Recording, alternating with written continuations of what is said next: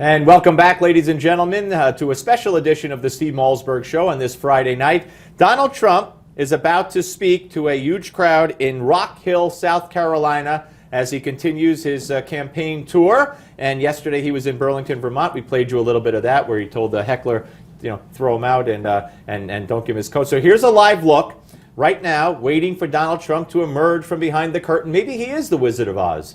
Who knows? Don't look at the man behind the curtain. And as soon as he comes out, as soon as he makes it to the podium, we will let you hear Donald Trump live as he addresses the huge crowd there in Rock Hill, South Carolina. Joining me now on the panel, we welcome in Bill Tucker, Newsmax contributor and former CNN reporter, and Tom Borelli, Dr. Tom Borelli, contributor for Conservative Review. Unfortunately, not the kind of doctor I could tell you about my...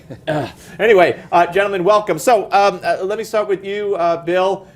Yesterday, it was vintage Trump when he spoke up in Vermont. He went on for well over an hour. And as I was talking about in the previous segment with Roger Stone, we have some news today, which, sad to say, plays right into Donald Trump. It's what he's been talking about. You got the refugees, two of them arrested on terrorism charges, one in California, one in Texas. Right. And you have the terrorist attack in Philadelphia against a police officer. I would assume we could expect him to bring these things up tonight. Oh, I think we could say that Donald Trump must be a man living on the right side of God, because these are things handed right to him. And it's interesting because we made a lot about Vermont being hostile territory.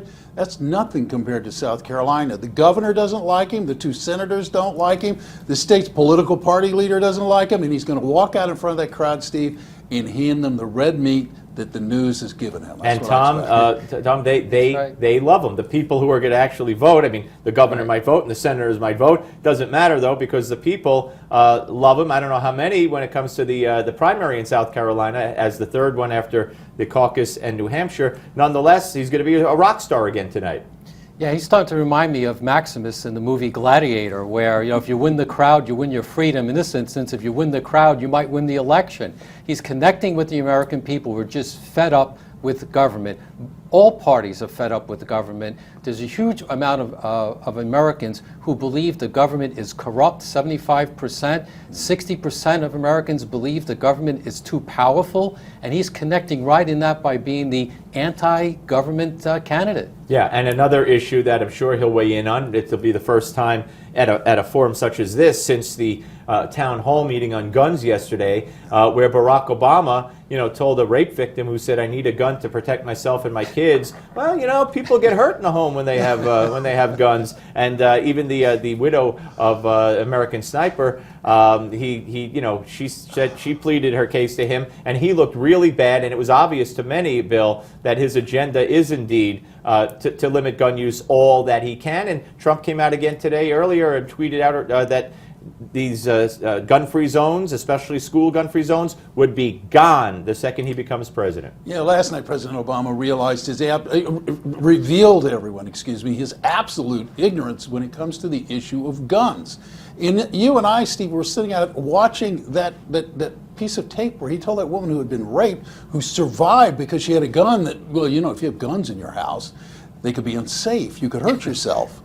If I hadn't seen that, I would have thought somebody was making that up. Well, Tom, he had no teleprompter, so that's problem number one for him. The smartest man in the world, if he doesn't have a teleprompter, he can't argue his case. Right. We've seen that time and time again. The unscripted Obama is very dangerous, usually your President Obama, and he's saying the wrong things at the absolutely wrong time, because Americans are seeing terrorists domestically. We just had a few incidences today. And then, with Trump, he was able to predict the problems with sanctuary cities, the tragic death of Kate Steinle. So this is, again, Trump is connecting with what's going on in the real world, and Obama isn't. Let's watch something from Tuesday at another one of his campaign stops. He had a couple of interesting things to say that really wowed the crowd on Tuesday night. Let's watch.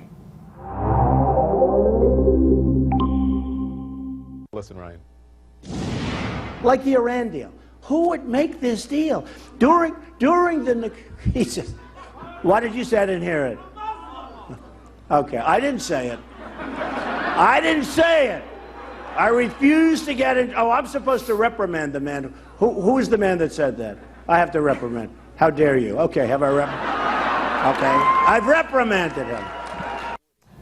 All right, so the guy said, when he said, who would make such a deal? He said, a Muslim, the crowd, the member in the crowd, and then Trump gratuitously reprimanded him, Bill, and, to make the media happy. But one more, let's watch one more, and then we'll weigh in on both of them. Where is she? I didn't hear that. That's terrible. Terrible. You should never say that. That's terrible. They said she's in the bathroom. That's a terrible thing. I'm admonishing you for the press. You're admonished. We should throw him the hell out of here. Get out of here, Donald.